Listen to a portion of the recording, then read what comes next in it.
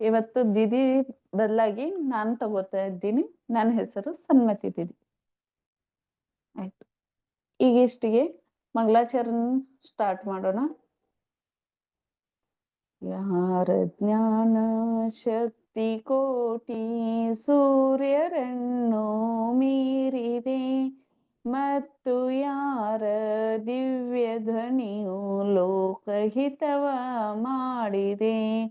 ಮೂರು ಲೋಕದಲ್ಲಿ ಯಾರ ಕೀರ್ತಿ ವ್ಯಾಪ್ತವಾಗಿದೆ, ಅಂತ ದೇವರಲ್ಲಿ ನನ್ನ ತಲೆಯೂ ಬಾಗಿದೆ, ನನ್ನ ತಲೆಯೂ ಬಾಗಿದೆ. ಯಾರ ಜ್ಞಾನ ಪಾಪ ಕರ್ಮ ಗೆದ್ದು ಶುದ್ಧವಾಗಿದೆ, ಅಮಿತವಾದ ಶಕ್ತಿಯಿಂದ ಸಕಲ ತತ್ವ ತಿಳಿದಿದೆ. ಲೋಕದಲ್ಲಿ ವೀತರಾಗ ಪೂಜ್ಯ ಪದವಿ ಹೊಂದಿದೆ, ಅಂತ ದೇವರಲ್ಲಿ ನನ್ನ ತಲೆಯೂ ಬಾಗಿದೆ, ನನ್ನ ತಲೆಯೂ ಬಾಗಿದೆ. जय बोलो पंच परमेष्ठी भगवान की जय। आचार्य भगवान विद्यासागर जी महाराज की जय। आचार्य समय सागर जी महाराज की जय। जय निर्यापक श्रवण गुरुवर सुधा सागर जी महाराज की जय। समस्त आचार्य संघ की जय।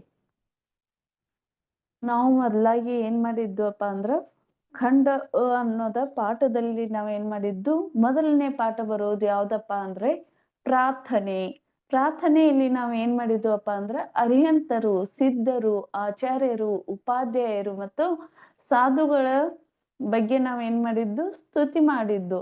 ಆಮೇಲೆ ಎರಡನೇದಾಗಿ ಯಾವ್ದು ಬರ್ತದಪ್ಪ ಅಂದ್ರೆ ಎರಡನೇ ಪಾಠ ಪಂಚ ಪರಮೇಷ್ಠಿಗಳ ಮೂಲಗಣ್ಣುಗಳು. ಅಂದ್ರೆ ಪಂಚ ಪರಮೇಷ್ಠಿಗಳು ಎಷ್ಟು ಜನ ಅದಾರಪ್ಪ ಅಂದ್ರ 5 ಜನ ಆಗಿ ಹೋಗಿದರು. ಇದು ಪಂಚ ಪರಮೇಷ್ಠಿ ಯಾವಾಗಿಂತ ಬತ್ತಪ್ಪ ಅಂದ್ರೆ ಅನಾದಿ ಕಾಲದಿಂದ ಏನಾಗೈತಪ್ಪ ಅಂದ್ರ ಪಂಚ ಪರಮೇಷ್ಠಿಗಳು ಅದಾರು ಅಂತಂದ ನಾವ ತಿಳ್ಕೊಂಡಿದ್ದು. ಎರಡನೇ ಪಾಠದಲ್ಲಿ ಅವರ ಮೂಲ ಗುಣಗಳು ಎಷ್ಟಿವೆ, ಆ ಮೂಲ ಗುಣಗಳ ಬಗ್ಗೆ ಸವಿಸ್ತಾರವಾಗಿ ಕೂಡ ನೀವೇನ್ ಮಾಡಿದ್ದೀರಪ್ಪ ಅಂದ್ರ ಅರಿಹಂತರ ಮೂಲ ಗುಣಗಳು ಎಷ್ಟು, ಸಿದ್ಧರ ಮೂಲ ಗುಣಗಳು ಎಷ್ಟು, ಆಚಾರ್ಯರ ಮೂಲ ಗುಣಗಳು, ಆಮೇಲೆ ಉಪಾಧ್ಯಾಯರ ಸಾಧು ಪರಮೇಷ್ಠಿಗಳ ಮೂಲ ಗುಣಗಳು ಎಷ್ಟು ಅದಾವು ಅನ್ನೋದ್ ಬಗ್ಗೆ ಏನ್ ಮಾಡಿದಿರಿ, ಎರಡನೇ ಪಾಠದಲ್ಲಿ ಸವಿಸ್ತಾರವಾಗಿ ಏನ್ ಮಾಡಿದಿರಪ್ಪ ಅಂದ್ರ ತಿಳ್ಕೊಂಡಿರಿ. ಈಗ ಮೂರನೇದು ಬರೋದು ಯಾವ್ದಪ್ಪ ಅಂದ್ರ ನಾವು ತಿಳ್ಕೊಬೇಕಾದ್ದು ಕರ್ಮ. ಕರ್ಮ ಅಂದ್ರೆ ಏನಪ್ಪಾ ಅಂದ್ರ ನಾವು ಅನಾದಿ ಕಾಲದಿಂದ ಏನ್ ಮಾಡ್ತೀವಿ, ಕಷ್ಟ ಸುಖ ದುಃಖ ನಮ್ ಜೀವನದಲ್ಲಿ ನಾವು ಸಂಸಾರ ಅದೀವಿ ಅಂತ ಕೂಡ್ಲೆ ಏನಾಗ್ತದಪ್ಪ ಅಂದ್ರ ನಮ್ ಜೀವನದಲ್ಲಿ ಕಷ್ಟ ಸುಖ ದುಃಖಗಳು ಕೂಡ ಏನಾಗ್ತಾವು, ಇದಾವು. ಇವ್ ಯಾವಾಗಿಂದ ಅದಾವಪ್ಪ ಅಂದ್ರ ಅನಾದಿ ಕಾಲದಿಂದ. ಈ ಜನ್ಮ ಮರಣ ಎಷ್ಟುವರೆಗೆ ಐತಿಲ್ಲ ಅಷ್ಟವರೆಗೆ ನಮ್ಗೆ ಏನೈತಪ್ಪ ಅಂದ್ರ ಕರ್ಮಗಳು ಏನಾಗಿದಾವು ನಮಗ ನಮ್ ಹತ್ರ ಅದಾವು. ಈ ಕರ್ಮಗಳ ಬಗ್ಗೆ ನಾವ ಇದು ಕರ್ಮ ಯಾವ್ದ್ರಿಂದ ಕಟ್ಟುತ್ತದ, ಈ ಕರ್ಮ ಏನ್ ಮಾಡೋದ್ರಿಂದ ಕರ್ಮ ಏನಾಗ್ತದಪ್ಪ ಅಂದ್ರ ಕಟ್ಟುತ್ತದ ಅನ್ನೋದನ್ನ ನಾವ ಈ ಮೂರನೇ ಪಾಠದಲ್ಲಿ ನಾವ ತಿಳ್ಕೊಬೇಕಾಗಿದೆ. ಆ ಕರ್ಮದ ಲಕ್ಷಣಗಳನ್ನು ಕೂಡ ನಾವ್ ಏನ್ ಮಾಡ್ಬೇಕು, ತಿಳ್ಕೊಬೇಕು. ಆ ಕರ್ಮಗಳು ಎಷ್ಟ್ ಅದಾವಪ್ಪ ಅಂದ್ರ 8 ಕರ್ಮಗಳು ಅದಾವು. ಆ 8 ಕರ್ಮಗಳಲ್ಲಿ ಏನ್ ಮಾಡಿದಾರಪ್ಪ ಅಂದ್ರ ಅರಿಹಂತ ಪರಮೇಷ್ಠಿಗಳು, ಈ ಅರಿಹಂತ ಪರಮೇಷ್ಠಿಗಳು ಕೂಡ ಏನ್ ಮಾಡಿದಾರು, 4 ಕರ್ಮಗಳನ್ನ ಏನ್ ಮಾಡಿದಾರಪ್ಪ ಅಂದ್ರ ನಾಶ ಮಾಡಿದಾರು. ಆದ್ರೆ ಸಿದ್ಧ ಪರಮೇಷ್ಠಿಗಳು ಎಷ್ಟು ಕರ್ಮಗಳನ್ನ ನಾಶ ಮಾಡಿದಾರಂದ್ರೆ 8 ಕರ್ಮಗಳನ್ನ ನಾಶ ಮಾಡಿ ಅವ್ರು ಏನ್ ಮಾಡಿದಾರಪ್ಪ ಅಂದ್ರ ಮೋಕ್ಷಕ್ಕ ಹೋಗಿದರು. ಆದ್ರೆ ಇವತ್ತಿನ ಪಾಠದಲ್ಲಿ ನಾವ್ ಏನ್ ಮಾಡೋದೈತಪ್ಪ ಅಂದ್ರ ಕರ್ಮ ಅಂದ್ರೆ ಏನು, ಕರ್ಮದ ಬಗ್ಗೆ ನಾವ್ ಏನ್ ಮಾಡ್ಬೇಕು ಇವತ್ತ ಸವಿಸ್ತಾರವಾಗಿ ತಿಳ್ಕೋದದ. ಸ್ಟಾರ್ಟ್ ಮಾಡೋಣ. ಆಯ್ತು. ಯಾವುದೋ ಆತ್ಮನ ನಿಜವಾದ ಸ್ವಭಾವವನ್ನ ಪ್ರಕಟ ಮಾಡಲು ಬಿಡುವುದಿಲ್ಲವೋ ಅದನ್ನು ಕರ್ಮ ಎಂದು ಕರೆಯಲಾಗಿದೆ. ಹೇಗೆ ದಟ್ಟವಾದ ಮಣ್ಣಿನ ಧೂಳು ಎದ್ದು ಸೂರ್ಯನ ಪ್ರಕಾಶವೇ ಕಾಣದಂತೆ ಮಾಡುತ್ತದೋ ಅದರಂತೆ ಇಡೀ ಲೋಕದಲ್ಲೆಲ್ಲ ತುಂಬಿರುವ ಪುದ್ಗಲ ಪರಮಾಣುಗಳು ರಾಗ ದ್ವೇಷಾದಿಗಳ ನಿಮಿತ್ತದಿಂದ ಆತ್ಮ ಪ್ರದೇಶದ ಜೊತೆ ಸೇರಿಕೊಂಡು ಆತ್ಮನ ಸ್ವಭಾವವನ್ನು ಮುಚ್ಚಿಬಿಟ್ಟಿರುತ್ತದೆ. ಅಂತಹ ಪುದ್ಗಲ ಪರಮಾಣುವನ್ನು ಕರ್ಮವೆಂದು ಕರೆಯುತ್ತೇವೆ. ರಾಗ ದ್ವೇಷದ ನಿಮಿತ್ತದಿಂದ ಕರ್ಮಗಳಿಗೆ ಸುಖ ದುಃಖ ಮೊದಲಾದವುಗಳನ್ನು ಕೊಡುವ ಶಕ್ತಿ ಸಹ ಇರುತ್ತದೆ. ನಾವು ಅನಾದಿ ಕಾಲದಿಂದ ಏನ್ ಮಾಡಿದೀವಪ್ಪ ಅಂದ್ರ ಆತ್ಮನಿಗೆ ಸುಖ ದುಃಖ ಅದವು. ನಮ್ ಜೀವನದಾಗೂ ಕೂಡ ನಾವ್ ಏನ್ ಮಾಡ್ತೀವಪ್ಪ ಅಂದ್ರ ಸುಖ ದುಃಖಗಳನ್ನ ನೋಡ್ತೀವಿ. ಏನಾಗ್ತೈತಿ ಸುಖ ಅಂದ್ರೆ ಏನಪ್ಪಾ, ಏನಾದ್ರೂ ನಮಗ ಸಂತೋಷ ಆಯ್ತು ಮಾಡಿತು ಅಂದ್ರೆ ನಾವ್ ಏನ್ ಮಾಡ್ತೀವಪ್ಪ, ನಮಗ ಸಂತೋಷ ಆಗ್ತದ. ಕಷ್ಟ ಬಂದಾಗ ಏನ್ ಮಾಡ್ತೀವಿ, ದುಃಖ ಆಗ್ತದ. ದುಃಖ ಆದಾಗ ಏನಾಗ್ತದಪ್ಪ ಅಂದ್ರೆ ನಾವ್ ಏನ್ ಮಾಡ್ತೀವಿ, ಭಗವಾನ್ರನ್ನ ನೆನೆಸ್ತೀವಿ. ಆದ್ರ ಸುಖದ ಟೈಮ್ದಲ್ಲಿ ಏನ್ ಮಾಡ್ತೀವಪ್ಪ ಅಂದ್ರ ಭಗವಾನ್ರ ನೆನಪಿಗೆ ಬರೋದಿಲ್ಲ. ಆದ್ರೆ ಎಲ್ಲಾರು ನೆನಪು ಬರ್ತದ, ನಮಗ್ ಸುಖ ಸಿಕ್ತು ಸುಖ ಸಿಕ್ಕಿತು ಅಂತಂದ ಈ ರೀತಿ ಏನ್ ಮಾಡ್ತೀರಪ್ಪ ಹೇಳ್ತೀರಿ. ಆದ್ರ ಇಲ್ಲಿ ಏನ್ ಮಾಡ್ತೀವಿ, ಕಷ್ಟ ಬಂದಾಗ ಏನ್ ಮಾಡ್ತೀವಿಪ್ಪ ಅಂದ್ರ ನಾವ ಹೆಚ್ಚಾಗಿ ಯಾರಿಗ್ ಶರಣ ಹೋಗ್ತೀವಪ್ಪ ಅಂದ್ರ ಭಗವಂತರಿಗೆ. ನೀವೇನ್ ಮಾಡ್ತೀರಿ, ಕಷ್ಟದ ಸಮಯದಾಗ ಏನಾಯ್ತು, ಇಲ್ಲ ಯಾವ ಕರ್ಮದ ಉದಯ ಆಗೈತಿ ಅಂಬಲ್ಲ, ನಮಗ ಸಿಗಂಗಿ ಕಷ್ಟ ಬರ್ತಾ ಇದೆ ಅಂತಂದ ಹಿಂಗ ಅಂತೀವಿ. ಆದ್ರ ಕರ್ಮ ಅಂದ್ರೆ ಏನ, ಇದ ಯಾವ್ದಿಲ್ಕ ಆತ್ಮನದ ನಿಜವಾದ ಸ್ವಭಾವ ಏನಾಗ್ತದಪ್ಪ ಅಂದ್ರ ಪ್ರಕಟ ಆಗೋದಿಲ್ಲ. ಅದಕ್ಕೇನಂತೀವಪ್ಪ ಅಂದ್ರ ಕರ್ಮ ಅಂತಂದ ಹೇಳ್ತೀವಿ. ದಟ್ಟವಾದ ಮಣ್ಣಿನ ಧೂಳು ಎದ್ದು ಸೂರ್ಯನ ಪ್ರಕಾಶವೇ ಕಾಣದಂತೆ ಮಾಡುತ್ತದೋ. ಏನ್ ಹೇಳ್ತಾರಪ್ಪ ಅಂದ್ರ ಸುಂಟರ ಗಾಳಿ ಬಂದಾಗ ಏನಾಗ್ತದ, ಸೂರ್ಯನ ಪ್ರಕಾಶ ಕಾಣಿಸೋದಿಲ್ಲ. ಸೂರ್ಯ ಕಾಣ್ತಾನೇನ, ಸೂರ್ಯ ಕಾಣೋದಿಲ್ಲ. ಅದೇ ರೀತಿಯಾಗಿ ಏನಾಗ್ತದಪ್ಪ ಅಂದ್ರ ಇಡೀ ಲೋಕದಾಗ ಏನಾಗಿದವು ಪರಮಾಣುಗಳು, ಪುದ್ಗಲ ಪರಮಾಣುಗಳು ಏನಾಗಿದವಪ್ಪ ಅಂದ್ರ ಕೂಡಿದವು. ಯಾವ್ದ್ರಿಂದ ಕೂಡಿದವಪ್ಪ ಅಂದ್ರ ರಾಗ ಮತ್ತು ದ್ವೇಷಗಳಿಂದ. ಯಾವ್ದ್ರಿಂದ ಕೂಡಿದವು, ರಾಗ ಮತ್ತು ದ್ವೇಷಗಳಿಂದ ಏನಾಗೈತಪ್ಪ ಅಂದ್ರ ಆ ಪುದ್ಗಲ ಪರಮಾಣುಗಳು ಏನಾಗಿದಾವಪ್ಪ ಅಂದ್ರ ಕೂಡಿಕೊಂಡವು. ಇಂಥ ಕೂಡಿಕೊಂಡಿರೋ ರಾಗ ಮತ್ತು ದ್ವೇಷಗಳಿಂದ ಏನಾಗ್ತದಪ್ಪ ಅಂದ್ರ ಆತ್ಮದ ಪ್ರದೇಶವನ್ನ ಏನ್ ಮಾಡ್ತಾರೋ ಸೇರಿಕೊಳ್ತಾವು. ಅದ ಆತ್ಮನ ಸ್ವಭಾವವನ್ನ ಏನ್ ಮಾಡ್ತದಪ್ಪ ಅಂದ್ರ ಮುಚ್ಚಿ ಬಿಟ್ಟಿರ್ತದೆ. ಯಾವ್ದ್ರಿಂದ ಮುಚ್ಚಿ ಬಿಟ್ಟಿರ್ತದಂದ್ರ ರಾಗ ಮತ್ತು ದ್ವೇಷ. ಉದಾಹರಣೆ ನಾವು ನೋಡ್ಬೋದು, ಒಬ್ಬೊಬ್ರಿಗೆ ಏನ್ ಆಗ್ತದಪ್ಪ ಅಂದ್ರ ಒಬ್ರ ಮಗಳ ಮೇಲೆ ಪ್ರೀತಿ ಜಾಸ್ತಿ ಇರ್ತದ, ಒಬ್ರಿಗೆ ಮಗನ ಮೇಲೆ ಪ್ರೀತಿ ಜಾಸ್ತಿ ಇರ್ತದೆ. ಇದನ್ನು ಕೂಡ ನಾವ ವ್ಯವಹಾರದ ಮುಖಾಂತರ ತಗೋಬಹುದು. ನಿಮಗೇನಾದ್ರೂ ಸುಖ ಹೆಂಗ, ಪ್ರೀತಿ ಹೆಂಗ ಉತ್ಪನ್ನ ಆಗ್ತದಪ್ಪ ಅಂದ್ರ ಸುಖನು ಯಾವ ರೀತಿ ಉತ್ಪನ್ನ ಆಗ್ತದಂದ್ರೆ, ಈಗ ಉದಾಹರಣೆ ನಾವ ಲಾಟ್ರಿ ನೋಡ್ಬೋದು. ಲಾಟ್ರಿದಾಗ ನಮ್ಗ ಏನಾಯ್ತಪ್ಪ ಅಂದ್ರೆ ಇಷ್ಟು ಲಕ್ಷ ನಮಗ ಸಿಕ್ಕಿತು, 1 ಲಕ್ಷ ಸಿಕ್ಕಿತಪ್ಪ, ಇಲ್ಲಾದ್ರ 10 ಕೋಟಿ ಸಿಕ್ಕಿತ್ತು, ನಮಗ್ ಲಾಟ್ರಿ ಹೊಡಿತು ಅಂದ್ರ ಅವಾಗ ನಮಗ್ ಏನಾಗ್ತದ, ಸುಖ ಅಂದ್ರ ಸಂತೋಷ ಸಿಗ್ತದ. ಅದೇ ರೀತಿ ದುಃಖ ಏನಾಗ್ತದಪ್ಪ ಅಂದ್ರೆ ಯಾರಾದ್ರೂ ಒಬ್ರ ಮರಣ ಆಯ್ತು, ನಿಮ್ ಸಂಬಂಧಿಕರಲ್ಲಿ ಯಾರಾದ್ರೂ ಮರಣ ಹೋದ್ರೆ ಏನಾಗ್ತದ, ದುಃಖ ಆಗ್ತದ. ಈ ರೀತಿಯಾಗಿ ಏನಾಗ್ತಾವಪ್ಪ ಅಂದ್ರೆ ನಮ್ಮ ಜೀವನದಲ್ಲಿ ಕಷ್ಟ ಮತ್ತು ಸುಖ ಎರಡು ಬರ್ತಾ ಇರ್ತವೆ. ರಾಗ ದ್ವೇಷ ನಿಮಿತ್ತದಿಂದ ಆ ಕರ್ಮಗಳಿಗೆ ಸುಖ ದುಃಖವನ್ನು ಮೊದಲಾದವುಗಳನ್ನು ಕೊಡುವ ಶಕ್ತಿ ಸಹ ಇರುತ್ತದೆ. ಇವೇನಾಗ್ತಾವಪ್ಪ ಅಂದ್ರೆ ಇವು ರಾಗ ದ್ವೇಷ ಎಲ್ಲಿಂದ ಬಂದಿರ್ತಾವಪ್ಪ ಅಂದ್ರ ನಾವು ಅನಾದಿ ಕಾಲದಲ್ಲಿ ನಾವು ಹಿಂದೆ ಮಾಡಿದ ಕರ್ಮದ ಫಲವಾಗಿ ಈ ಜನ್ಮದಲ್ಲಿ ನಮಗೆ ಏನಾಗ್ತದಪ್ಪ ಅಂದ್ರ ಎರಡು ಸಿಗ್ತಾವು. ರಾಗನು ಸಿಗ್ತೈತಿ, ದ್ವೇಷನು ಸಿಗ್ತೈತಿ. ಇವು ಹೆಂಗ ಸಿಗ್ತಾವಪ್ಪ ಅಂದ್ರ ನಾವು ಮಾಡಿರುವಂತ ಪಾಪ ಪುಣ್ಯದ ಫಲವಾಗಿ ನಮ್ಗೆ ಏನಾಗ್ತದಪ್ಪ ಅಂದ್ರ ಇವ ಕಷ್ಟ ಸುಖ ಸಿಗ್ತಾವು. ಆಮೇಲೆ ಇಲ್ಲಿ ಕರ್ಮದ ಭೇದಗಳು. ಕರ್ಮದಲ್ಲಿ ಭೇದಗಳು ಎಷ್ಟಿದಾವಪ್ಪ ಅಂದ್ರ ನಾವ 8 ಭೇದಗಳನ್ನ ನೋಡ್ತೇವೆ.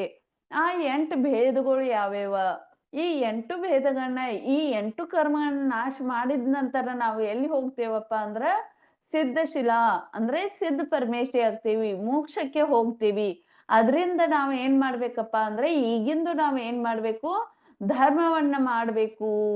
ಈಗ ಧರ್ಮವನ್ನ ಮಾಡಿದ್ರ ನಮ್ಮದ್ ಏನ್ ಐತಿಲ್ಲ, ಈ ಸಂಸಾರ ಎಂಬ ಸಾಗರವನ್ನ ನಾವು ಏನ್ ಮಾಡ್ತೀವಪ್ಪ ಅಂದ್ರ ದಾಟಕ ಸಾಧ್ಯತೆ ಇಲ್ಲ. ಆದ್ರೆ ನಾವು ಧರ್ಮವನ್ನ ಮಾಡದೇ ಇದ್ರೆ ಈ ಸಂಸಾರ ಎಂಬ ಸಾಗರದಲ್ಲಿ ನಾವ್ ಏನ್ ಮಾಡ್ಬೇಕು, ಯಾವ ರೀತಿ ಮೀನ ತಡ್ಪಡಿಸ್ತದಲ್ಲ ಅದೇ ರೀತಿ ನಾವ್ ಏನ್ ಮಾಡ್ತೀವಪ್ಪ ಅಂದ್ರ ಸಂಸಾರದಲ್ಲಿ ಏನಾಗ್ತದ, ನಮ್ದು ಹಿಂಗ ಮೀನ್ ಹೆಂಗ್ ತಡ್ಪಡಿಸ್ತದಲ್ಲ ಹಂಗ ತಡ್ಪಡಿಸ್ತೀವಿ. ಅದಕ್ಕ ನಾವ್ ಏನ್ ಮಾಡ್ಬೇಕಪ್ಪ ಅಂದ್ರೆ ಈಗಿಂದು ನಾವ ಧರ್ಮವನ್ನ ಮಾಡ್ಬೇಕು. ಆ ಕರ್ಮಗಳನ್ನ ಆ ಕರ್ಮಗಳು ಯಾವ್ಯಾವಪ್ಪ, ಆ ಕರ್ಮಗಳನ್ನ ನಾವು ಒಂದೊಂದಾಗಿ ತಿಳ್ಕೊಳೋ. ಎಷ್ಟು ಕರ್ಮಗಳು ಅದಾವು? 8 ಕರ್ಮಗಳು ಅದಾವು. ಆ 8 ಕರ್ಮಗಳಲ್ಲಿ ಕೂಡ ಏನ್ ಮಾಡಿದಾರಪ್ಪ ಅಂದ್ರೆ 2 ಭೇದಗಳನ್ನ ಮಾಡಿದಾರು. ಯಾವ್ಯಾವಪ್ಪ ಅಂದ್ರ ಘಾತಿ ಕರ್ಮಗಳು ಮತ್ತು ಅಘಾತಿ ಕರ್ಮಗಳು. 2 ಯಾವ್ಯಾವ? ಘಾತಿ ಕರ್ಮಗಳು ಮತ್ತು ಅಘಾತಿ ಕರ್ಮಗಳು. ಇವೆರಡು ಕೂಡ್ಸಿ ಏನಾಗ್ತಾವಪ್ಪ ಅಂದ್ರೆ 8 ಕರ್ಮಗಳ ಆಗ್ತಾವು. ಆ 8 ಕರ್ಮಗಳು ಯಾವ್ಯಾವ ಇದಾವು ಅಂತಂದು ತಿಳ್ಕೊಬೇಕಾದ್ರ ನಾವ ಮುಂದೆ ನೋಡ್ಬೋದು.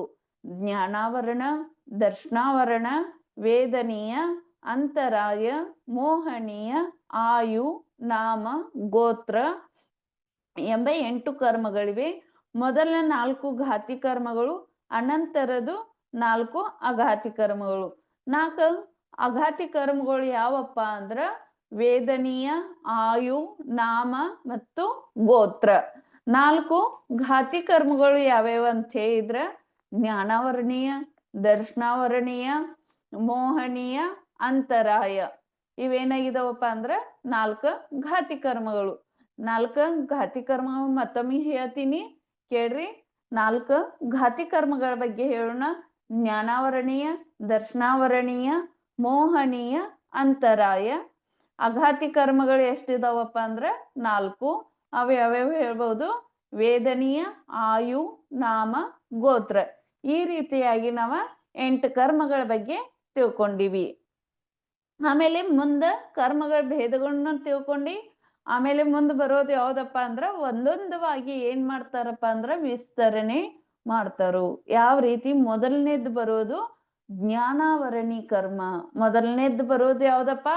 ಜ್ಞಾನಾವರಣಿ ಕರ್ಮ. ಆ ಜ್ಞಾನಾವರಣಿ ಕರ್ಮದ ಬಗ್ಗೆ, ಜ್ಞಾನಾವರಣಿ ಕರ್ಮ ಅಂದ್ರೆ ಏನ, ಈ ಜ್ಞಾನಾವರಣಿ ಯಾವ ರೀತಿ ಬಂಧನ ಆಗ್ತದ ಅಂದ್ರ ಜ್ಞಾನಾವರಣಿ ಕರ್ಮ ಯಾವ ರೀತಿ ನಮಗ ಕಟ್ಟತ್ತದ ಅನ್ನೋದನ್ನ ನಾವ್ ಏನ್ ಮಾಡ್ಬೇಕಪ್ಪ ಅಂದ್ರೆ ಈ ಕರ್ಮ ಎನ್ನೋ ಪಾಠದಲ್ಲಿ ನಾವು ಸವಿಸ್ತಾರವಾಗಿ ತಿಳ್ಕೋಬೇಕು. ಮೊದಲನೇದು ಬರೋದು ಯಾವ್ದಪ್ಪ ಅಂದ್ರ ಜ್ಞಾನಾವರಣಿ ಕರ್ಮ. ಜ್ಞಾನಾವರಣಿ ಕರ್ಮ, ಕರ್ಮ ಕರ್ಮ ಅಂತೀವಿ, ಜ್ಞಾನಾವರಣಿ ಕರ್ಮ ಅಂದ್ರೆ ಏನ ಅನ್ನೋದನ್ನ ನೋಡೋದ. ಯಾವ ಕರ್ಮ ಆತ್ಮನ ಜ್ಞಾನ ಗುಣವನ್ನು ಮುಚ್ಚಿ ಬಿಡುತ್ತದೆಯೋ ಅದನ್ನು ಜ್ಞಾನಾವರಣಿ ಕರ್ಮ ಅಂತಂದ ಕರೆಯಲಾಗಿದೆ. ಅಂದ್ರ ಏನ್ ಹೇಳ್ತಾರಪ್ಪ ಅಂದ್ರ ಯಾವುದು ಆತ್ಮನ ಜ್ಞಾನ. ಒಂದ್ ನಿಮಿಷ ವಂದನಾದಿ, ಕ್ಷಮಿಸಿ ಮಧ್ಯದಲ್ಲಿ ಡಿಸ್ಟರ್ಬ್ ಮಾಡ್ತಾ ಇರೋದಕ್ಕೆ.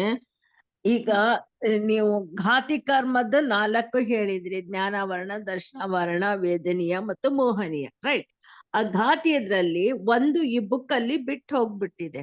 ಆಯು, ನಾಮ, ಗೋತ್ರ ಮತ್ತು ಅಂತರಾಯ ಆಗ್ಬೇಕು. ಅದು ಇಲ್ಲೇ ಇಲ್ಲ ಇಲ್ಲಿ. ಅಂತರಾಯ ಬುಕ್ ಅಲ್ಲಿ ಇಲ್ಲೇ ಇಲ್ಲ. ಕೇಳಿಸ್ತಾ ಇದೆಯಾ ದಿನಿ? ಮಿಸ್ಟೇಕ್ ಆಗಿದೆ. ಅಂತರಾಯ ಕರ್ಮವನ್ನ ಬರೆದು ಕೊಡಿ. ಅದು ಒಂದು ಬಿಟ್ಟೋಗಿದೆ ಸೀಮಾ ಅವ್ರೆ, ನಾನು ನೋಡ್ದೆ, ಕ್ಲಾಸ್ ಮುಗಿಲಿ ಅಂತ ಸುಮ್ನಾದೆ. ಹಾ ಹಾ ಬಿಟ್ಟು ಹೋಗಿದೆ ಮೇಡಮ್ ಅದು. ಅದು ಹೌದು ದಿದಿ ಹಂಗಿದೆ. ವೇದನೀಯ ಬಂದ್ಬಿಟ್ಟಿದೆ, ಅದು ಅಂತರಾಯ ಬಂದಿಲ್ಲ. ಜ್ಞಾನವರ್ಣ ದರ್ಶನವರ್ಣ ಆದ್ಮೇಲೆ ವೇದನೀಯ ಮೋಹನೀಯ ಬಂದಿದೆ. ವೇದನೀಯ ಅಘಾತಿ ಕರ್ಮ ಅದು ಸೇರ್ಕೊಂಡ್ಬಿಟ್ಟಿದೆ ಮೇಲೆನೆ. ಸೊ ಅದ್ ಸ್ವಲ್ಪ ಕನ್ಫ್ಯೂಸ್ ಆಗತ್ತೆ, ಅದು ಕ್ಲಿಯರ್ ಮಾಡ್ಬೇಕು. ನೀವು ಮಧ್ಯದಲ್ಲಿ ಇದನ್ ಮಾಡೋದ್ ಬೇಡ ಅಂತ ಸುಮ್ನಾದೆ ನಾನು. ಅಲ್ಲ ಅಂದ್ರೇನೆ ಕ್ಲಿಯರ್ ಆಗ್ಬೇಕಾದ್ರ ಅಲ್ವಾ? ಅಲ್ಲ ಇದೆ, ಅದೇ ಹೇಳ್ತಿದ್ರಲ್ಲ, ಹೌದು ಅದನ್ನ ನೋಡ್ದೆ. ಬಟ್ ಅವ್ನ ಒಂದ್ ಲೆವೆಲ್ಗೆ ಒಂದ್ ಸ್ಟಾಪ್ ಮಾಡಿ ಅನ್ಕೊಂಡು ಘಾತಿ ಕರ್ಮ ಮುಗಿಲಿ ಅಂತ. ಇರ್ಲಿ ಬಿಡಿ, ಓಕೆ. ನೋಡಿ ಈಗ ಯಾವ್ದನ್ನ ಎಲ್ಲಿಗೆ ಹಾಕೋಬೇಕು? ಅದೇ ಆ ಇದು ಜ್ಞಾನವರ್ಣ ದರ್ಶನವರ್ಣ ಅದು ವೇದನೀಯ ಅಂತರಾಯ ಅಲ್ಲಿ ಬರುತ್ತಲ್ಲ, ಘಾತಿ ಕರ್ಮದಲ್ಲಿ ಬರುತ್ತಲ್ಲ. ಅದಕ್ಕೆ ವೇದನೆಯ ಹಾ ತೆಗಿಬೇಕಲ್ಲಿ. ವೇದನೀಯ ಅಘಾತಿ ಕರ್ಮಕ್ಕೆ ಸೇರಿರ್ತಲ್ಲ. ಹಾ ಹಾ ಅದಕ್ಕೆ ಅದ್ ಹೇಳ್ತಾರೆ. ಅದು ಮಿಸ್‌ಪ್ರಿಂಟ್ ಆಗಿ ಬಂದಿದೆ. ಮಿಸ್‌ಪ್ರಿಂಟ್ ಆಗಿ, ಹೌದು ಅದ್ರಲ್ಲಿ ಹೌದು ನೀವು ದೀದಿ. ಹಾ ಹಾ ನೀವು ಹ್ಮ್. ಬರ್ಕೋಬೇಕು. ಆದ್ರೆ ಅದೇ ಅದೇ ಹೇಳೋದ್ರಲ್ಲಿ ಹಾ ನೀವು ತೀತ ಮೋಸ್ಟ್ಲಿ ಹಿಂದಿ ಇದೆಯಲ್ಲ. ನೋಡ್ತಿದ್ದೀರಾ ದೀದಿ, ಹಿಂದಿದ್ರಲ್ಲಿ ನೋಡ್ತಿದ್ದೀರಾ ನೀವು? ನೀವು ಹಿಂದಿದೆ ನೋಡ್ತಿದ್ದೀರಾ? ಹಿಂದಿ ಹಿಂದಿದ್ರಲ್ಲಿ ಇಲ್ಲ, ನೋಡಿ, ಹಿಂದಿ ಇಲ್ಲ. ಕನ್ನಡ ಹಿಂದ್ ಕನ್ನಡದಲ್ಲೇ ನೋಡ್ತಾ ಇದ್ದೀರಾ? ನನ್ನ ಹತ್ತಿರ ಹಿಂದಿ ಹಾ. ಪುಸ್ತಕ ಇಲ್ಲ. ಆದ್ರೆ ಕನ್ನಡ ಕನ್ನಡದೇ ಪುಸ್ತಕ ನೋಡ್ತಿದ್ದೀರಾ? ಇದೆ. ಕನ್ನಡ ಪುಸ್ತಕದಲ್ಲಿ ನೋಡ್ತಾ ಇದ್ದೀನಿ. ಹಾ, ಸರಿ ಸರಿ ಹಿಂದಿದಲ್ಲಿ ದೀದಿ. ನೋಡಿಲ್ಲ. ಹಾಗೆ ಓಕೆ. ಅದೇ ಕೆಲವು ಅದೇ ಒಂದ್ ಹಂಗ್ ಬಿಟ್ಟೋಗಿದೆ, ಮತ್ ಮಧ್ಯದಲ್ಲೂ ಕೆಲವು ಒಂದೊಂದು ಆಗಿದೆ. ನಾನು ಫುಲ್ ಬುಕ್ ಹಾ ಚೆಕ್ ಮಾಡಿದೆ. ಹಾ ಕೆಲವೊಂದು ಕೆಲವೊಂದು ಬಿಟ್ಟು ಹೋಗಿವೆ. ಅದೇ ಕೆಲವು ಬಿಟ್ಟು ಹೋಗಿದೆ, ಕೆಲವು ಇದಿದೆ. ಬಟ್ ಫಸ್ಟ್ ಹಾ ಟೈಮ್ ಹಾ ಆಗಿರೋದ್ರಿಂದ ಇವೆಲ್ಲ ಸ್ವಲ್ಪ ನಾವು ನೋಡ್ತಾನೆ ಅಲ್ಲೇ ಕರೆಕ್ಷನ್ ಮಾಡ್ಕೊಂಡು ನೋಡ್ಕೊಳ್ಳೋದು. ಹಾ ಅಲ್ಲಿ ಹಾ. ಹಾ ಇಲ್ಲಿ ಹಾ ಇಲ್ಲಿ ಹೇಳುವಾಗ ಅದನ್ನ ಮಾಡಿದ್ರೆ ಕರೆಕ್ಷನ್ ಬೇಗ ಅದೇ ಆಗೋಗ್ಬಿಡುತ್ತೆ ಅದೇ ಅಂತ. ಎಲ್ಲಿ ಕ್ಲಿಯರ್ ಆಗ್ಬೇಕಲ್ಲ ಎಲ್ರಿಗೂನುವೆ. ಹೌದು. ಹಾ ಹಾ ಹಾ. ಆಗ್ಬೇಕು. ಹಾ ಓಕೆ ದೀದಿ, ಕಂಟಿನ್ಯೂ ಮಾಡಿ. ಹಾ ವಿಷಯ ತೀರ್ಥ ಇದೆಯಲ್ಲ ನಿಮಗೆ?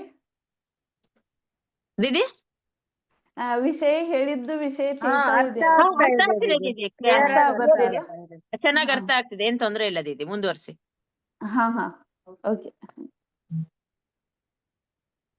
ಮ್ಯೂಟ್ ಮಾಡಿ.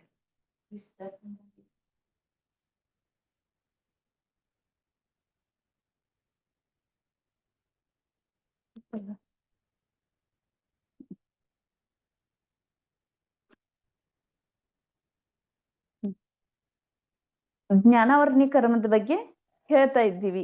ಯಾವ ಕರ್ಮ ಆತ್ಮನ ಜ್ಞಾನ ಗುಣವನ್ನು ಮುಚ್ಚಿಬಿಡುತ್ತದೆಯೋ ಅದನ್ನು ಜ್ಞಾನವರ್ಣಿ ಕರ್ಮ ಅಂತಂದ ಕರಿತೀವಿ.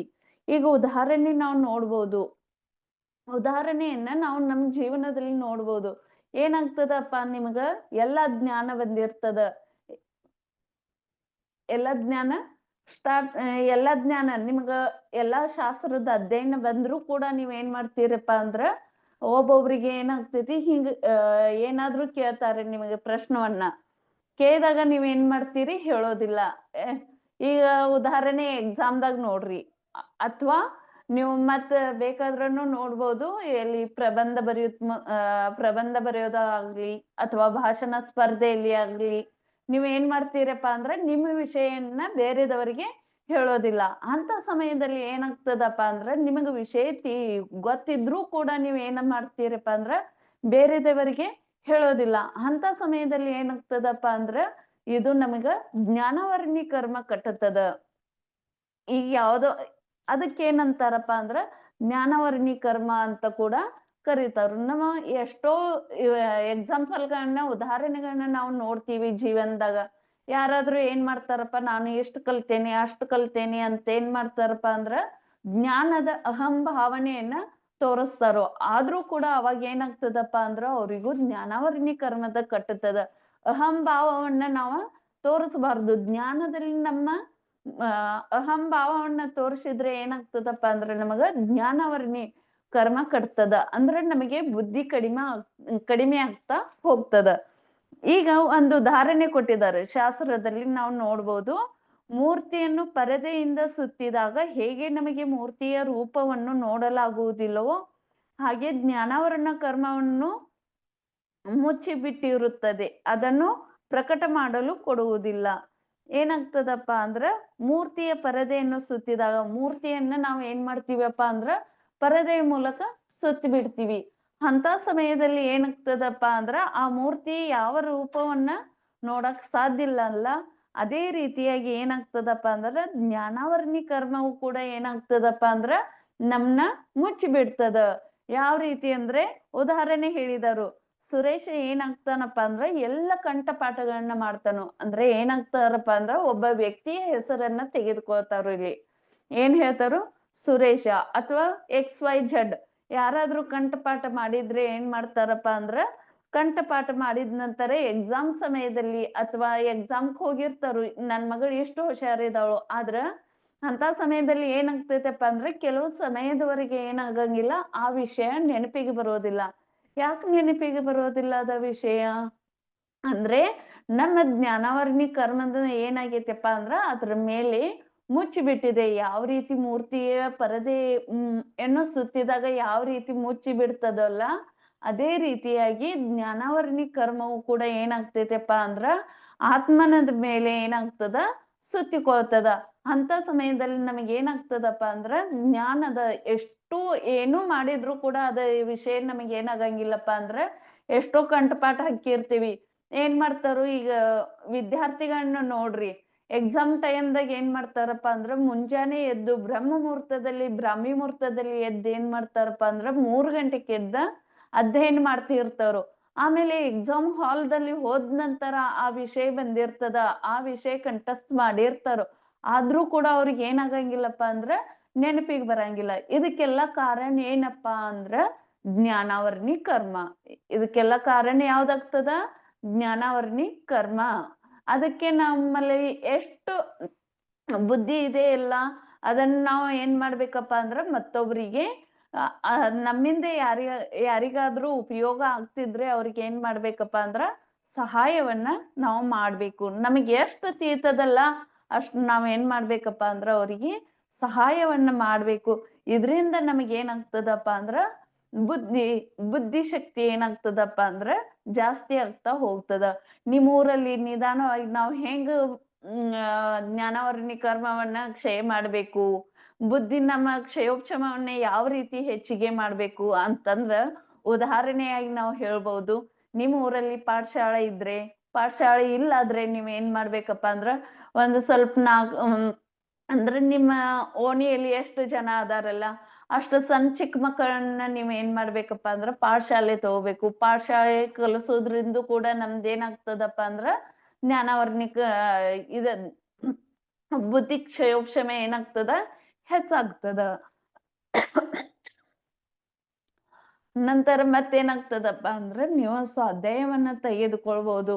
ಒಂದ್ ಮಹಿಳೆಯರು ಕೂಡ ಕೂಡಿ ಏನ್ ಮಾಡ್ಬೋದಪ್ಪ, ನಿಮ್ಮ ಓಣಿಯಲ್ಲಿ ಅಥವಾ ಮಂದಿರ ಹತ್ರದಲ್ಲಿ ಇದ್ರೂ ಕೂಡ ನೀವ್ ಏನ್ ಮಾಡ್ಬೋದು, ಸ್ವಾಧ್ಯಾಯವನ್ನ ನಿಮಗೆ ಎಷ್ಟು ತೀರ್ತದ ಅಷ್ಟು ನೀವು ಕೂಡ ಅಲ್ಲಿ ಇರುವಂತ ಮಹಿಳೆಯರಿಗೂ ಕೂಡ ಏನ್ ಮಾಡ್ಬೋದು, ಸ್ವಾಧ್ಯಾಯವನ್ನ ತೆಗಿಯಬಹುದು. ಇದರಿಂದ ನಮ್ದ ಕ್ಷಯೋಕ್ಷಮನು ಕೂಡ ಏನಾಗ್ತದಪ್ಪ ಅಂದ್ರೆ ಹೆಚ್ಚಿಗೆ ಆಗ್ತದೆ. ಹೆಚ್ಚಿಗೆ ಮಾಡೋದಾಯ್ತ್ರ ನಾನ್ ನಿಮಗೆ ಈ ರೀತಿಯಾಗಿ ಹೇಳಿದ್ದೇನೆ. ಮುಂದೆ ಬರೋದು ಯಾವ್ದಪ್ಪ ಅಂದ್ರ ಬಂಧಕ್ಕೆ ಕಾರಣ. ಜ್ಞಾನಾವರ್ಣಿ ಬಂಧಕ್ಕೆ ಕಾರಣ ಏನೈತಿ ಅನ್ನೋದನ್ನ ನಾವ ತಿಳ್ಕೋಬೇಕು. ಜ್ಞಾನ ಸಾಧನೆಗಳಲ್ಲಿ ವಿಘ್ನವನ್ನು ಉಂಟು ಮಾಡುವುದು, ಪುಸ್ತಕಗಳನ್ನು ಹರಿದು ಹಾಕುವುದು, ಮುಚ್ಚಿಡುವುದು, ಯಾರಿಗೂ ಹೇಳದೆ ಇರುವುದು, ಜಿನ್ವಾಣಿಯಲ್ಲಿ ಸಂಶಯ ಪಡುವುದು, ಅರ್ಥವನ್ನು ಅನರ್ಥವಾಗಿ ತಿಳಿದುಕೊಳ್ಳುವುದು, ಗುರುವಿನ ನಿಂದೆ, ಸುಳ್ಳು ಉಪದೇಶ ಕೊಡುವುದು ಮೊದಲಾದ ಕಾರ್ಯಗಳಿಂದ ಜ್ಞಾನಾವರಣದ ಕರ್ಮ ಬಂಧ ಆಗುತ್ತದೆ. ಇವು ಯಾವುದೋ ಆಗದಂತೆ ನೋಡಿಕೊಂಡರೆ ಜ್ಞಾನದಲ್ಲಿ ವಿಕಾಸವಾಗುತ್ತದೆ. ಏನ್ ಹೇಳ್ತಾರಪ್ಪ, ಜ್ಞಾನಾವರ್ಣಿ ಕರ್ಮಕ್ಕ ಕಾರಣ ಏನೈತಿ ಅಂದ್ರ ನಮ್ಮ ಜ್ಞಾನ ಕಡಿಮೆ ಆಗಕ ಕಾರಣ ಏನೈತಿ. ಈಗ ನಾವು ಹೇಳ್ತೀವಿ, ಯಾರಿಗಾದ್ರೂ ಹೇಳ್ಬೇಕಾದ್ರೆ ನನಗೆ ನೆನಪಿಲ್ಲಪ್ಪ ಅಂತಂದ್ ಹೇಳ್ತೀವಿ. ಯಾಕೆ ನೆನಪಿಲ್ಲ? ಜ್ಞಾನಾವರ್ಣಿ ಕರ್ಮ ಏನಾಗೈತಪ್ಪ ಅಂದ್ರ ನಮ್ಮನ್ನ ಮುಚ್ಚಿ ಬಿಟ್ಟದ. ಆ ಮುಚ್ಚಿ ಇಡುವುದನ್ನ ನಾವ್ ಏನ್ ಮಾಡ್ಬೇಕು, ತೆಗಿಬೇಕಾದ್ರ ಆ ಬಂಧನದಿಂದ, ಜ್ಞಾನಾವರ್ಣಿ ಕರ್ಮದ ಬಂಧನದಿಂದ ಹೊರಗ್ ಬೀಳ್ಬೇಕಾದ್ರ ನಾವ್ ಏನ್ ಮಾಡ್ಬೇಕಪ್ಪ ಅಂದ್ರೆ ಈ ಕೆಲವೊಂದು ಸ್ವಾಧ್ಯಾಯಗಳನ್ನ, ಪಾಠಶಾಲೆಗಳನ್ನ ಏನ್ ಮಾಡ್ಬೇಕು, ನಾವ ಸ್ಟಾರ್ಟ್ ಮಾಡ್ಬೇಕು. ಆ ಬಂಧನಕ್ಕೆ ಕಾರಣ ಆಗಿರುವಂತ ಅಂಶಗಳು ಯಾವ್ಯಾವಪ್ಪ ಅಂತಂದ್ರ ನಾವ ಜ್ಞಾನ ಸಾಧನೆಗಳಲ್ಲಿ ವಿಘ್ನವನ್ನ ಉಂಟು ಮಾಡುವುದು.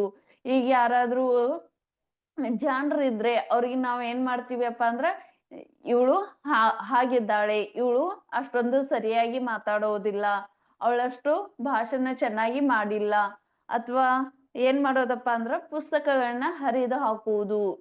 ಅವ್ರೇನಾದ್ರೂ ಪುಸ್ತಕಗಳನ್ನ ಬರಿತಾ ಇದ್ರೆ ಅಥವಾ ಪುಸ್ತಕಗಳನ್ನ ಓದ್ತಾ ಇದ್ರೆ ಅದನ್ನ ಏನ್ ಮಾಡ್ತಾರಪ್ಪ ಅಂದ್ರ ಹರಿದು ಹಾಕುವುದು. ಇದರಿಂದ ಕೂಡ ಏನಾಗ್ತೈತಪ್ಪ ಅಂದ್ರ ಜ್ಞಾನಾವರ್ಣಿ ಕರ್ಮ ಕಟ್ತದ.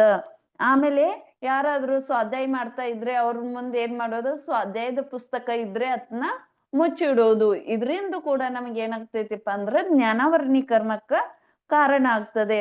ಯಾರಿಗೂ ಹೇಳದೇ ಇರುವುದು, ಜಿನ್ವಾಣಿಯಲ್ಲಿ ಸಂಶಯ ಪಡುವುದು. ಏನಪ್ಪಾ ಅಂದ್ರ ತಮ್ಮ ಜ್ಞಾನವನ್ನ ಮುಚ್ಚಿಡುವುದು, ಯಾರಿಗಾದ್ರೂ ಹೇಳೋದಿಲ್ಲ. ಅದರಿಂದ ಕೂಡ ಆಮೇಲೆ ಜಿನ್ವಾಣಿಯಲ್ಲಿ ಕೂಡ ನಾವ್ ಏನ್ ಮಾಡ್ತೀವಿ ಅಪ್ಪ ಅಂದ್ರ ಸಂಶಯವನ್ನ ಮಾಡ್ತೀವಿ.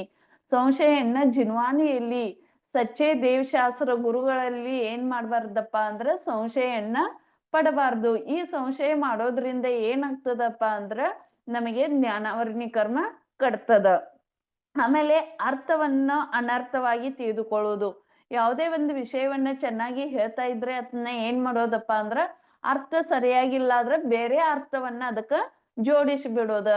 ಈಗ ಯಾವ್ದ್ರ ಒಂದು ವಿಷಯ ಹೇಳ್ತಿರ್ತಾರೆ, ಅದಕ್ ನಾವೇನ್ ಮಾಡ್ತೀರಪ್ಪ ಅಂದ್ರ ಬೇರೆ ಒಂದು ಅರ್ಥವನ್ನ ಜೋಡಿಸುವುದು. ಇದಕ್ಕೆ ಏನಂತಾರಪ್ಪ ಅಂದ್ರ ಅರ್ಥಕ್ಕೆ ಅನರ್ಥವಾಗಿ ಅನರ್ಥಕ್ಕೆ ತಿಳಿದುಕೊಳ್ಳುವುದು ಅಂತಂದ ಹೇಳ್ತಾರು. ಆಮೇಲೆ ಗುರು ನಿಂದೆ, ಸುಳ್ಳು ಉಪದೇಶ. ಯಾವಾಗ್ಲೂ ನಾವ್ ಏನ್ ಮಾಡ್ತೀವಪ್ಪ ಅಂದ್ರ ಜಿನ ಭಗವಂತರು ಹೇಳಿದಂತ ಶಾಸ್ತ್ರವನ್ನ ಬಿಟ್ಟು ಬೇರೆಯಾಗಿ ಹೇಳುವುದು, ಅದಕ್ಕೆ ಜೋಡಿಸಿ ಸುಳ್ಳು ಹೇಳುವುದು ಅಥವಾ ಕುಜ್ಞಾನದ ಬಗ್ಗೆ ಸವಿಸ್ತಾರವಾಗಿ ಹೇಳುವುದಕ್ಕೆ ಏನಾಗ್ತದಪ್ಪ ಅಂದ್ರ ಉಪದೇಶವನ್ನ ನೀಡುವುದಕ್ಕೂ ಕೂಡ ಏನಾಗ್ತೈತಿ, ಇವೆಲ್ಲ ಏನಾಗಿದಾವಪ್ಪ ಅಂದ್ರ ನಮಗ ಜ್ಞಾನಾವರಣಿ ಕರ್ಮಕ್ಕೆ ಬಂಧನಕ್ಕೆ ಕಾರಣ ಆಗಿರುವ ಅಂಶಗಳು ಅಂತ ಕೂಡ ನಾವ ಇವತ್ತ ನೋಡ್ತೀವಿ.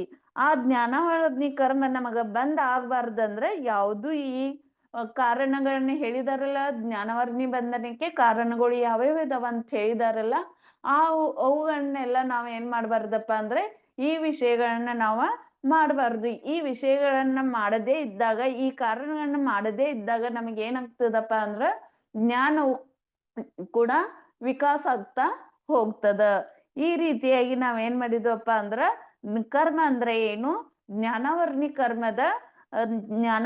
ಕರ್ಮ ಅಂದ್ರೆ ಏನು, ಜ್ಞಾನಾವರಣಿಗೆ ಕರ್ಮಕ್ಕೆ ಬಂಧನಕ್ಕೆ ಕಾರಣವಾದ ಅಂಶಗಳನ್ನ ನಾವ ತಿಳ್ಕೊಂಡಿದ್ದು. ಇನ್ ಮುಂದ್ ಬರೋದು ಯಾವ್ದು ಅಪ್ಪ ಅಂದ್ರ ದರ್ಶನಾವರಣಿ ಕರ್ಮ. ಮುಂದ್ ಬರೋದು ಯಾವ್ದು, ದರ್ಶನಾವರಣಿ ಕರ್ಮ.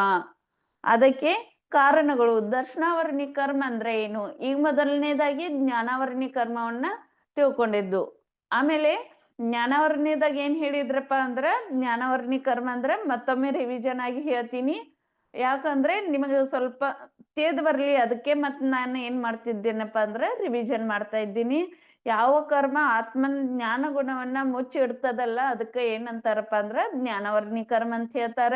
ಆಮೇಲೆ ದೃಷ್ಟಾಂತ ಉದಾಹರಣೆ ಯಾವ್ದು ಹೇಳಿದ್ರಪ್ಪ ಅಂದ್ರ ಮೂರ್ತಿಯನ್ನು ಪರದೆಯಲ್ಲಿ ಸುತ್ತಿಡುವುದಕ್ಕೆ ಏನಂತಾರು, ನಾವು ಉದಾಹರಣೆ ಹೇಳಿ ಮತ್ತೇನ್ ಮಾಡ್ತಾರಪ್ಪ ಅಂದ್ರ ಸುರೇಶ್ ಅನ್ನೋ ಅಂತ ವ್ಯಕ್ತಿಯನ್ನ ಏನ್ ಮಾಡ್ತಾನೋ, ಅವ ಕಂಠಪಾಠವನ್ನು ಮಾಡಿದ್ರು ಕೂಡ ಅವಂಗ ಏನಾಗಂಗಿಲ್ಲ, ಸ್ವಲ್ಪ ಸಮಯದ ನಂತರ ಅದು ನೆನಪಿಗೆ ಬರೋದಿಲ್ಲ. ಇದ್ನ ದೃಷ್ಟಾಂತ ಹೇಳಿದ್ರು.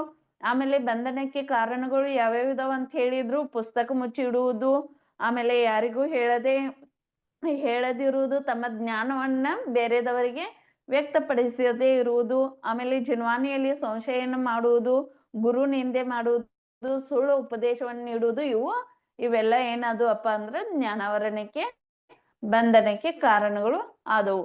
ಇನ್ನು ಮುಂದಿನ ಕ್ಲಾಸದಲ್ಲಿ ಏನ್ ಮಾಡ್ತೀವಿ ಅಪ್ಪ ಅಂದ್ರ ನಾಳೆ ದರ್ಶನಾವರಣ ಕರ್ಮ ಅಂದ್ರೆ ಏನು ಅದ್ರ ಬಗ್ಗೆ ನಾವು ಏನ್ ಮಾಡೋದಪ್ಪ ಅಂದ್ರ ಸವಿಸ್ತಾರವಾಗಿ ತಿಳ್ಕೊತೀವಿ. ಇವತ್ತಿಗೆ ಇಷ್ಟೇ ಕ್ಲಾಸ್. ಎಲ್ಲರಿಗೂ ಜೈ ಜಿನೇಂದ್ರ. ಜಿನ್ವಾನಿ ಅನ್ನು प्रभुदेव तुम्हारे पवित्र मुख से निसृत जो शीतल वाणी, जग जन मन के मल को धोती, अतः कहाती जिनवाणी। जयवंतो माँ जग में तब तक जब तक सूरज चांद रहे, शीश नवाते कर्म हरो माँ, अब तक हम विषयांद रहे, अब ना हम विषयांद रहे. 9 ಸಲ ನಮೋಕಾರ ಮಂತ್ರ ಜಪಿಸಿ.